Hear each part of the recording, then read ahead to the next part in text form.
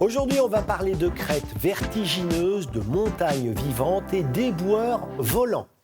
Direction les crêtes d'Iparla qui se trouvent dans la province de Basse-Navarre, dans l'arrière-Pays basque français.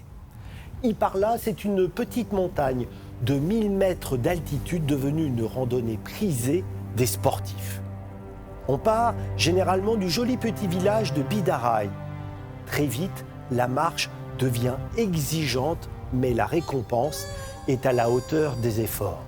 Après avoir croisé les Potioks qui vivent ici en semi-liberté, on atteint le Graal. Comment décrire l'émotion ressentie lorsque l'on arrive à ces crêtes vertigineuses? D'un côté, des prairies d'altitude en pente douce, de l'autre, des falaises qui plongent dans le vide. Gare à ceux qui ont le vertige. On déambule en fait entre deux pays, car ces crêtes définissent la frontière entre le Pays basque français et le Pays basque espagnol.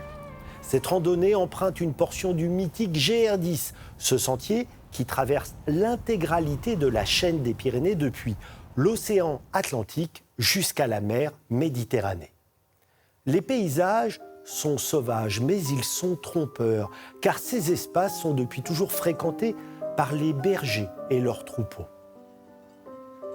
Voir Michel Elissetche, éleveur de brebis et de Potioks, dévaler les pentes avec autant d'aisance remet le randonneur à sa juste place.